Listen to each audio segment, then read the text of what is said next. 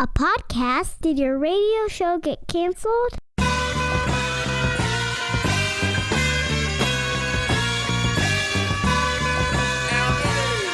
Fire.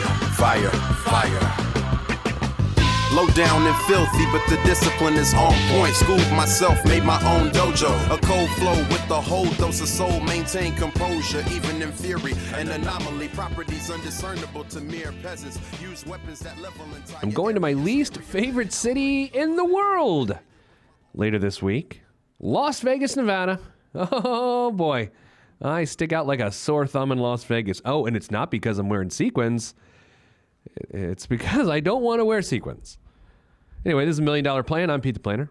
I will give you updates on my trip to Vegas next week on the show. I don't like Vegas. I get really sad. I'm going not to gamble, as you would probably hope. I have a financial show, and I'm going to go and gamble. No, I don't do that. It's not really my thing. So I'm going for a family thing, so going out there. Of course, family in Vegas. What else? So I'm doing that. This week's show, we're going to talk about the 4 essential financial truths that you need to come to terms with.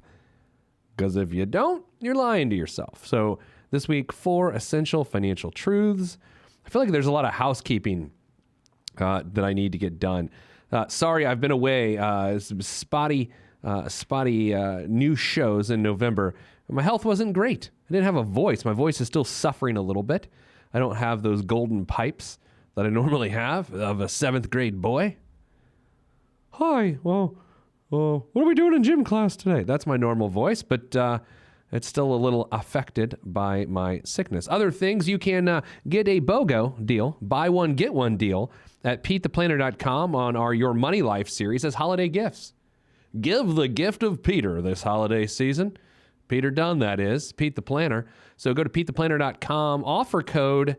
The coupon code is JollyPTP. If you enter the offer code JollyPTP, when you go to buy one Your Money Life book, you will get another Your Money Life book for half price. That's right. BOGO. What else this week? Let me wade into political waters for no particular reason.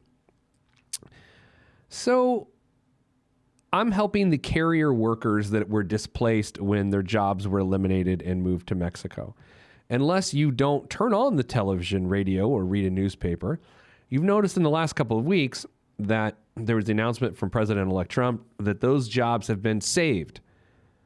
Now, I'm not going to get into the numbers of how many jobs were saved, other than to tell you this. My job is to, in that capacity, I'm volunteering, by the way, because I was asked to by the mayor of Indianapolis. My job is to help put the pieces together for those people whose jobs are eliminated. At one point, it was 1,400 people. That is no longer the case. However, I am still putting back the pieces for 500 to 700 workers that lost their jobs. And what's really was sort of disheartening at the time of I'm recording this show is that President-elect Trump specifically called out the head of the Steelworkers Union on Twitter as a terrible person and a bad leader and all of this and that. And we've seen that sort of rhetoric not only from President-elect Trump, but you see things on Twitter where people throw out these statements and generalizations and everything is polarized. Somebody either good or bad and all of this. Here's what I know. I coughed. Here's what I know. I'm not enamored with what's happening right now politically in our country and leadership as it stands since November 8th. But I know that the leader of the Steelworkers Union, Local 1999, his name is Chuck Jones, and I've met him. I've shook his hand, and he is who I work for, if I'm being honest.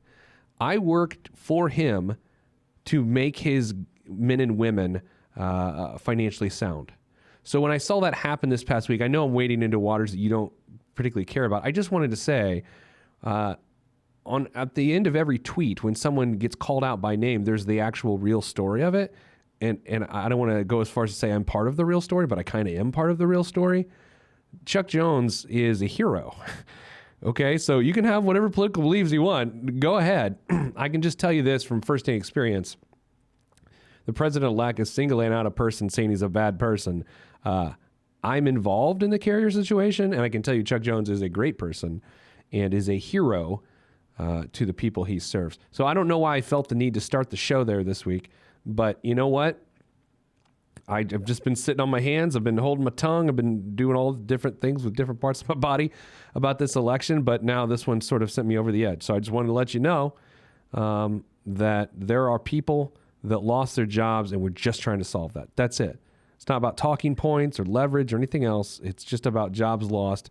And the mayor of Indianapolis and his team that he put together and me, we're trying to go in there and fix it. That's it. Moving on. All right, so kind of tough to follow that, huh? Sorry, but I got to say what I think. It's my show. All right, this week, the 4 essential truths to your financial life. We're going to tackle them over the course of the remainder part of the show. They're that big, and there are 4 of them. And so I've been doing this a couple decades, it seems like, and I've sort of distilled down the essence of financial success into the understanding of these 4 essential truths. So we're just going to dig through them and so on and so forth. First, number 1, a poor housing decision can ruin your financial life. A poor housing decision can ruin your financial life. I've made 3 home purchases in my lifetime, and the last one I made was in 2007, summer of 2007. And in all 3 cases, when I bought my home, I did not have the knowledge that I have now, and I did not have the knowledge that I wish I had looking back. Would I have done things differently? Possibly on a couple of the purchases, yes. Interest rates were at 6.5% on a 30-year mortgage in 2007 when I bought my last home, the one I live in now. So I couldn't have really gotten a 15-year mortgage and been able to afford it. Since I rectified that, I have a 15-year mortgage, I think in the 2s. So that's all good. But the bottom line is this. When you go to buy a home, people lose their mind. People don't think about numbers. People don't think about their future. They think about, and it's not even greed. It's just sort of this raw emotion of, I want this. It's possible. Let's do this. It's a really childish thing. People celebrate home ownership, and I'm not here to say you shouldn't. But I think it's worth celebrating home ownership if you are actually making a move that enhances your life, not just your lifestyle, but enhances your life, both short and long term. Here's the tough part. People buy a home to have something to call their own in an effort to increase and enhance their lifestyle. But what it ends up doing, because they can't afford it, is it ruins their life and their lifestyle. No, I'm not giving you statistics today. This is all anecdotal. I just seen too many people's lives ruined. You know what? And here's the other cool flip side of this. I've seen people, I know a couple cases in mind, that people's financial lives are ruined because of their house. They say, I can't get unruined by staying here. So they leave their house, they sell their house, go to other housing, and everything is as solved as it can be. But by staying in a housing situation that is unhealthy and that does not fit into your long-term financial plans, nothing's going to change. Nothing's going to change at all. It's going to continue to be bad. That's one of the tougher ones to fix, though, if we're being honest with ourselves. You got a bad housing situation. He's going to go home one day. We should move. Okay, let's sell our house. Put the house on the market, move, and then it's like, oh, no one does that. No one does it. People move because they want a better house. No one moves because the house they're in is too much. But by the way, people do that, and the people that do begin to solve their financial problems. I've said it a million times. I'm going to keep saying it until I say it 2 million times. If you cannot afford to fix the house you live in, you cannot afford to live in that house. Nothing will change that. Now, can you save up an emergency fund to fix that? Yeah, you can do that. Can your income grow substantially so you can truly objectively afford the monthly mortgage obligation? That's That's what people think is going to happen. People buy a house and they think they're going to grow into it financially. Well, we can barely afford it now, but after a few years of raises, we should be okay. No, you won't. This is where sometimes I wish I used profanity on my show, but I shouldn't, because I'd go BS, which stands for, I don't know, Brad Shoemaker. So anyway, first essential truth: a poor housing decision will ruin your financial life. Coming up in the next 3 segments of the $1 Million Plan with Pete the Planner, the remaining 3 essential financial truths. Do you say truths or truths? No one knows. Google it. $1 Million Plan. I'm Pete the Planner. Stop what you're doing and hit Pete up on Twitter at Pete the Planner.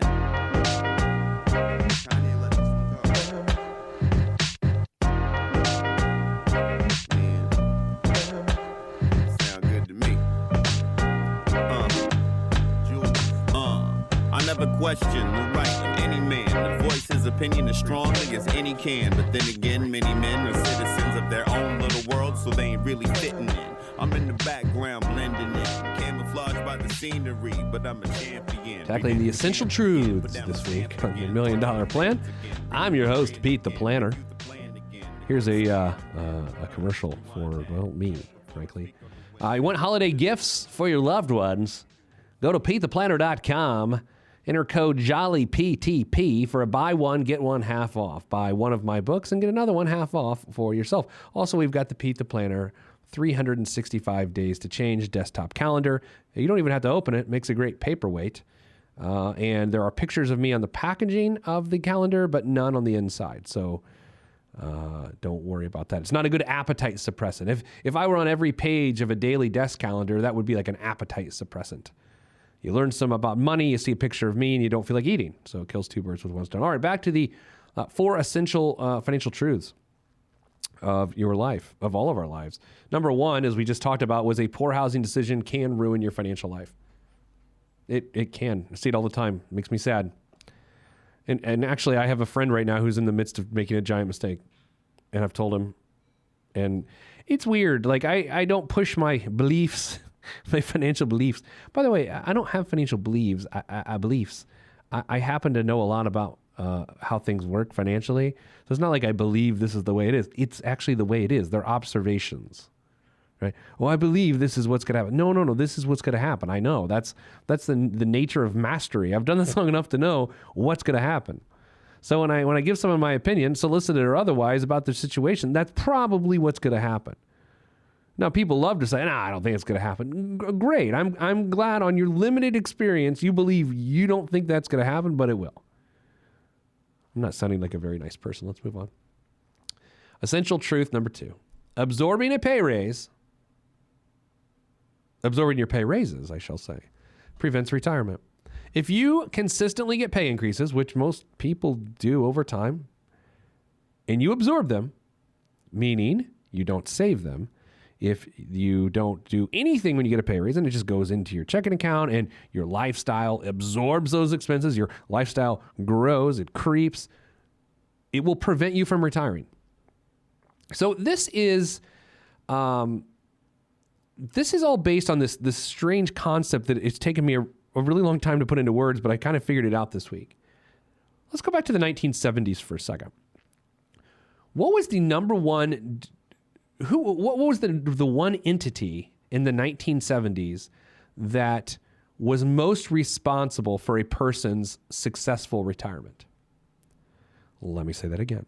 In the 1970s, what was the entity that was the most responsible for a person's successful retirement? Don't overthink this, okay?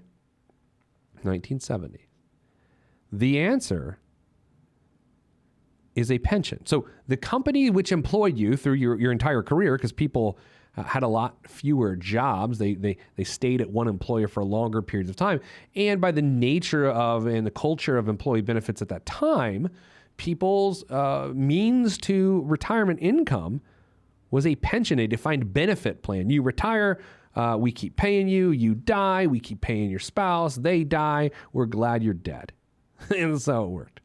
So in the 1970s, the one party most responsible for a successful retirement wasn't the actual person retiring.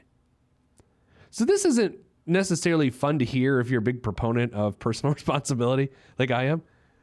And it's uncomfortable to say that, but God bless John Heber Dunn, my grandpa, who passed away in 2014. Great man. And he retired in 1983 from General Motors. And he had a great career, and he chose to work at General Motors. But his successful retirement had nothing to do with him. It had to do with his pension. Fast forward, 2016 or 2017, I don't know. What is the primary entity responsible for a successful retirement today? It's you. It's the retiree. It's the retiree themselves. So think about this.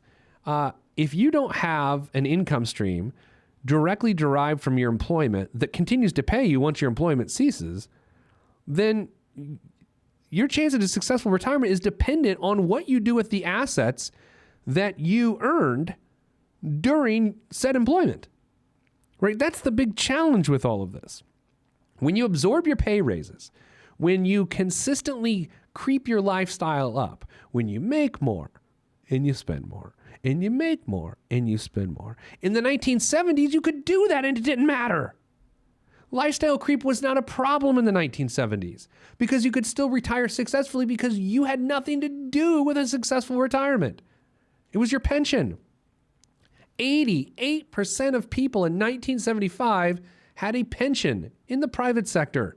It was higher in the public sector. Today, it's less than 10% in the private sector, and public pensions are failing. If you had lifestyle creep in the 70s, it didn't matter. Who cares? If you have lifestyle creep in the 2016 era, it matters. You're ruining your chance at a successful retirement. If you absorb your pay raises, you prevent retirement. Look, there's people of all ages listening to this program right now. There's kids going, why is this guy screaming? He might use dirty words.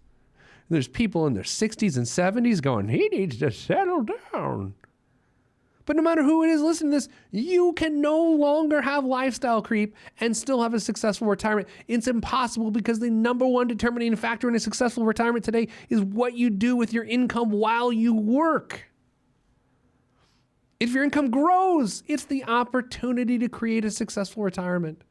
But if your income grows and you mess away, I saved myself a curse word, you mess away that opportunity by increasing your lifestyle, then you are the number one reason you're not retiring.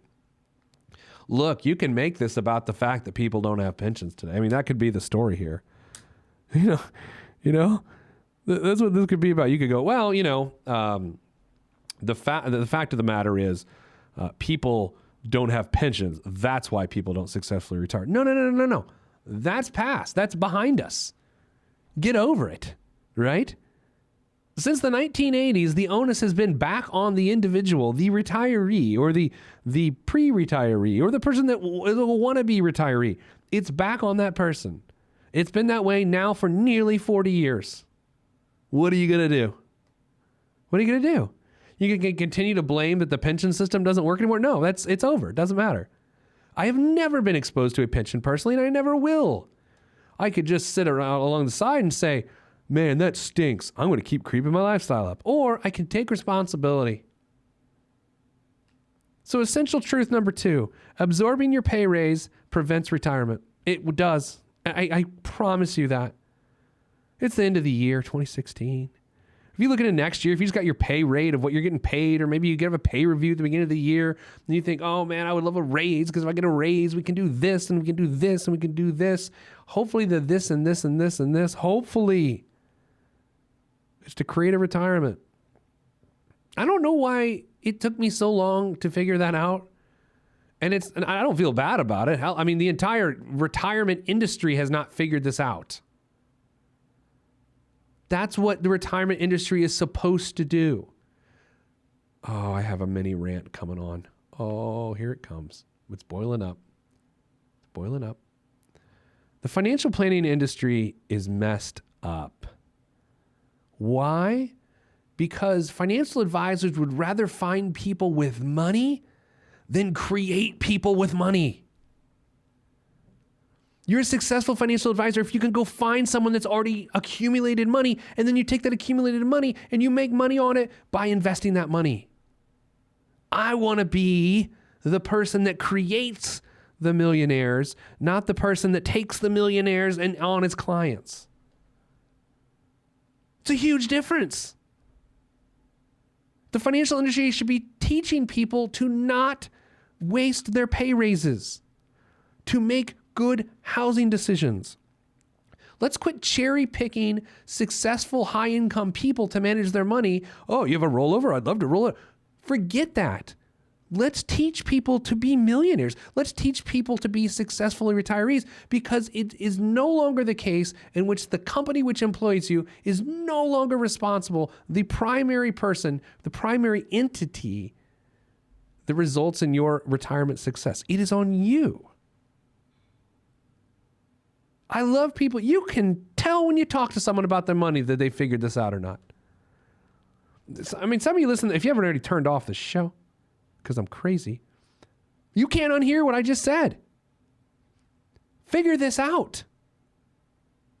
You're the number one factor. If you're in a situation where you're in your 40s right now and you're listening to this, 40s or older, and you don't have a pension, and you don't have the sort of assets you'd like to have in retirement. I always say to people, hey, what do you got in retirement? Well, not exactly what I'd like to have. Fix that. Fix that with your pay raises. Quit going on vacation with your raise. Don't buy a boat. Don't ever buy a boat. Man, there's probably going to be a boat commercial at the break. That's essential truth number 2. Coming up after the break, I'm going to hit you with the next 2. So far, a poor housing decision can ruin your financial life, and then absorbing a pay raise prevents retirement. More of this. Oh, I'm all fired up today. I'm Pete the Planner.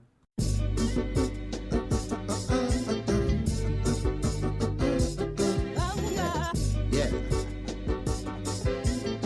Axe hand on the beat. Yes, sir.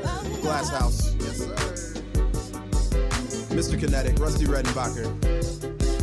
ATFU. Naptown. Yeah.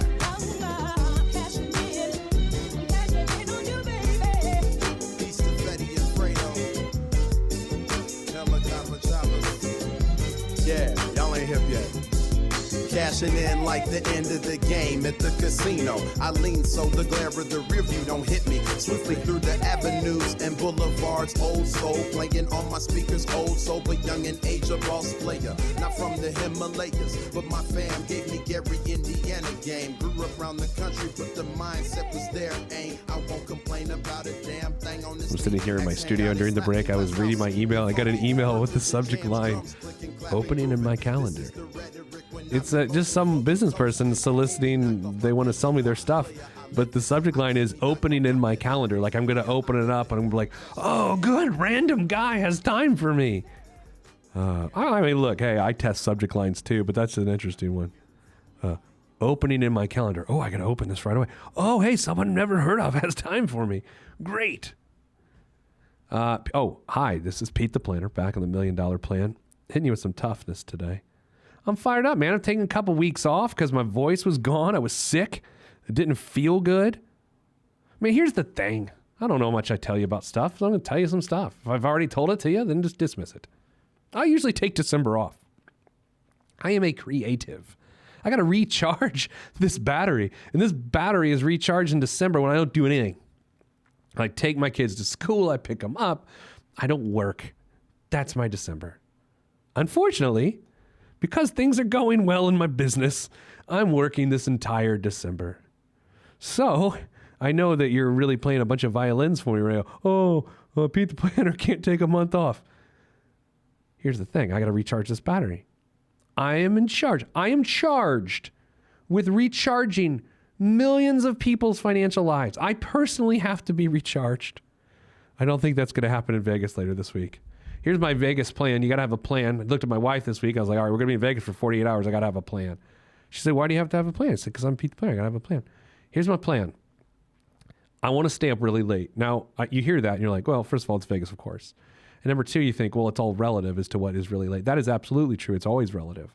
The latest you can find me up any given day is midnight. But in Vegas, here's the thing. I live on the East Coast time, and so you're on West Coast time. So you've already lost hours. So if I stayed up till 2 a.m. Vegas time, that's actually 5 a.m. East Coast time. And so things start to fall apart. So my plan is I'm going to stay up late and sleep in late. So you don't care. Second thing is I'm not going to drink too much, not because of moderation. It's because it ruins the first part of my plan. Let's say I'm like, oh, I'm going to have a bourbon. I go somewhere else. I'm like, I'd like a bourbon. I go somewhere else. I'm like, hey, how about a bourbon? Then I fall asleep. And then my plan falls apart. So no one cares. All right, back to the essential truths of your financial life. Man, this episode's all over the place. It's all over the place.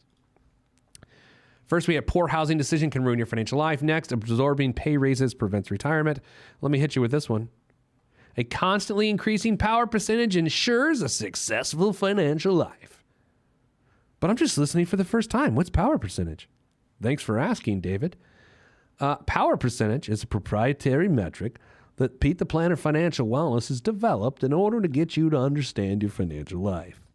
Check episode 120 of the $1 Million Plan podcast. No, power percentage, legit, is the greatest way to measure the efficiency of your financial life. I'm serious. And it needs to increase every single year. Episode 20, listen to it if you missed it. Life changer. Also, I want to know your power percentage. Tweet me at Pete the Planner. Just tweet me your power percentage once you figure it out. And then also, you can email me too. AskPete at PeteThePlanner.com. AskPete at PeteThePlanner.com. Send me your power percentage. We have a tool coming your way to help you track your power percentage on a regular basis. Coming your way in January. Stay tuned for that. But anyway, that essential truth is a constantly increasing power percentage ensures a successful financial life. I'm not going to spend any more time on that one just now, even though it's one of the 4 essential truths we're dealing with today, because I spent a whole episode on this concept on episode 120 of the podcast. So just go find that. Don't hang up the rest of this. Don't stop listening to this now. Don't turn to the channel. Just when you're done, go and reference episode 120. You can get it on iTunes, Stitcher, I don't know, wherever you get your podcast. And finally, essential truth number 4, essential financial truth number 4 here on the $1 Million Plan. Retirement is the one financial problem you can't temporarily, I can't even talk. Let's start that over. Retirement is the one financial problem you can't temporarily solve by borrowing. Okay, let's go back down to the essence of a financial problem. A financial problem is when you need something and you've got to find a way to fund it. That is sort of the essential problem, financial problem. I need something, got to find a way to fund it. So let's think of those different things. Let's say you're a teenager, you want to get a car and you got to find a way to fund it. So what do? Maybe your parents make you buy it from them, or no matter what it is, the point is you can borrow for everything starting as a teenager to solve any problem. Buy a car, go to college, buy a car, buy a house, buy your kid a car, pay your kid's college. What is the one problem you can't solve via borrowing financially? What is it? Retirement. So here's the issue, and here's what scares the bejeez out of me. If your problem-solving skill set primarily consists of borrowing money to solve problems, even if you pay it back over time, even if it doesn't overextend you, even if it's healthy ratios, your only move, your only skill set is borrowing money. You got to solve problems with funding, not just borrowing. At some time in your life, you should pay cash for a car. Sometime in your life, you should pay cash for a remodel. You should pay for your kid's college, not borrow for it. Why? Because otherwise, all you ever do is borrow to solve problems. So when you come to the biggest financial problem of your life, and you dip into your bag of tricks and skills, you will reach your hand into that mystical bag, pull out nothing, because you can't borrow for retirement. Think about that. Every day, we wake up, we run into little problems. Oh, I need new brakes on my car. I don't have enough money right now. Put in my credit card. I'll pay it off next month. Okay, done. Solved. Sweet. I have confidence in my ability to solve my problems. Oh, my kid's 18, didn't save enough for college. They're going into debt. Oh, they ran out of the student loans they could take out. Now I have to go into debt for them. Whew, paid it off, problem solved. Everything you try to solve can be solved via borrowing. And if you always go that route, you won't have the skills you need to retire because you can't borrow when you retire. So, arguably, my goal is to never borrow money again. I'm 39 years old. I've recently died. At the end of November, I celebrated my 39th birthday. I hope to never borrow again. I'm currently borrowing a few years left on a 15-year mortgage, but I don't want to ever borrow again. I don't ever want to solve a problem ever again via borrowing. Not because debt is evil, not because I want to pay interest. It's because I want to develop my skill sets. And my skill set says solve a problem without borrowing, because when I go to retire, I can't solve a problem with borrowing. Recently, I read an article about a bunch of lawsuits over reverse mortgages. If you don't know, a reverse mortgage is where you own your home, but then you basically reborrow against it and get a payout. It's for people who are retired that want to try to borrow their way out of retirement, out of their retirement problem. Well, all these lawsuits popped up because a lot of reverse mortgage lenders tell you can't lose your home in the process. Well, guess what? Yes, you can. You absolutely can. Proving once again, you cannot borrow for retirement. That's a weird one. If that's not resonating with you, I'm not going to go the route of, well, maybe I'm wrong. No, I'm right about this one. It's just it's a heady concept. And if you're like, well, it's not that significant. No, it's actually really, really significant. Look at every major financial milestone of your life and try to identify how many of them had to do with borrowing and how many of them had to do with you actually doing the funding. When Mrs. Planner and I finished our basement a few years ago, we had two choices, like everyone does when faced with a problem. You could borrow and pay it back, or you could save money and pay for the basement, which is what we did. I'm glad it develops skills. It changes the way you think. So those are the 4 essential truths. Big stuff this week. Poor housing decision can ruin your financial life. Absorbing pay raises prevents retirement. A constantly increasing power percentage ensures a successful financial life. And retirement is the one financial problem you can't solve by borrowing. Get it? Got it? Good. Coming up after the break, more on the $1 Million Plan on Pete the Planner.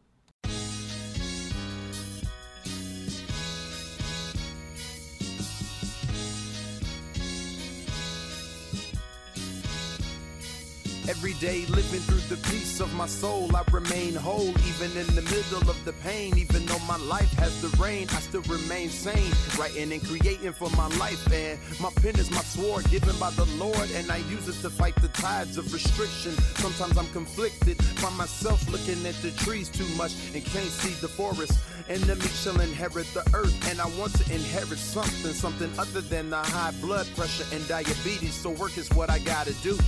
Stay true to my enemy and water the trees that I sing from, and look out for the lumberjacks. Running with the gale force wind at my back. Swift and enduring, I remain calm. Swift and enduring, I remain calm. Swift and enduring, I remain calm. This lays great errors to rest. Let me remain calm until it all calms down. This week's biggest waste of money of the week here in the $1 Million Plan is... here it is. The Plum Wine Appliance.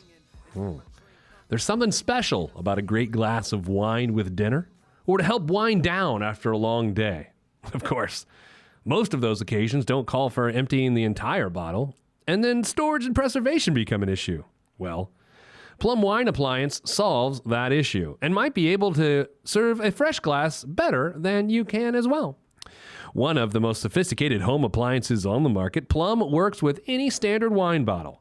Just load bottles in, and Plum uses integrated cameras to identify the wine and chill each bottle to the exact varietal temperature.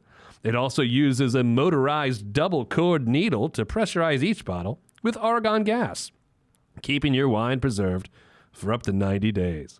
With Plum, the days of pouring out oxidized wine or drinking at less than ideal temperature are over, and the problems are solved in the form of a great-looking addition to any kitchen or home bar. The Plum of Wine appliance, $1,499. Here's the thing. This is a giant waste of money. I am a wine drinker. I'm a connoisseur, if you will. I would never buy this. Why, you ask? Because I drink wine. Don't buy this. You don't drink enough wine if you're buying something that serves all this, stores your wine. Just drink the wine. You actually don't like wine if you're not consuming enough wine to need this. I think I got a problem. I think I may have just admitted on the air that I have a problem. But it's true. $1,500 to know. Hey, what's that? Oh, it's our desktop. It's our countertop thing. We have it here. It's $1,500. And what it does is we love wine, but we don't drink it fast enough. You mean you don't love wine? I've been thinking about my man, Mr. Kinetic. I need to have him back on the show. Mark Williams does the music for our show. Talented young guy. He just started his own podcast, by the way. Go check it out. This is a plug. Let me figure what it's called. I think it's called But He Speaks So Well, which is his classic. If you know Mark, it says a lot of his story and who he is. So check out, here it is. But He Speaks So Well. There it is. From Planet Lovetron. See, I just played a little bit of it for him. Hope he doesn't sue me for that. We're going to have him back on the show. Check out his podcast, But He Speaks So Well. I love Mark. I love Mr. Kinetic because he says things like, you are plan A. There is no plan B. Right? If there's a problem in your community, you gotta be part of the solution. Just because you don't drive through that area of town doesn't mean it's not a problem for you too. That's why I love Mark. It's got me thinking this holiday season. If you want a solution, be part of the solution. If there's a charity in your area that needs something, do it. Well, who else is going to do it? It's on you. So, thinking of Mr. Kinetic this week. Thanks, everybody. Hope you have a good holiday. We'll be back next week. Sending you good vibes, because good vibes are all that's in the budget. I'm Pete the Planner, $1 Million Plan. If you want to be on this podcast and have Pete fix your money life, then hit us up at PeteThePlanner.com/podcast. You heard me. PeteThePlanner.com/podcast. Log on. This is for information purposes only. It's not the Swiss financial planning device. Consult a financial advisor. Released from Everest, the fresh is fresh, and you can call me E.T. Word to John Tesh. Let me bless this harmonic presentation. It's amazing, so amazing. I'm the reason. Salutations, I bring you Lovetron greetings from a faraway land. I am the sole controller. Put the remote down and let me take control. You're now a part of my zone, so enjoy yourself. Lovetron can restore your health. I bring you greetings, salutations. How you doing? And is that how y'all say it? The tinkling of the keys is an homage to the little star. I sojourn over poetic descriptions of sound and travel to my other world. Out of this world, spaceship on my arm took me home, fueled by the ink and the megabytes and the hypertext transfer protocol, stronger than the Skynet and the Terminator. I push faders into warp speed, glide with ease, creating a breeze they call a black hole. Event horizon, no rear view concerns. This I adjourn, and beats I burn. This I adjourn, and beats I burn. Salutations, I bring you Lovetron greetings from a faraway land. I am the sole controller. Put the remote down and let me take control. You're now a part of my zone, so enjoy yourself. Lovetron can restore your health. I bring you greetings, salutations. How you doing? And is that how y'all say it?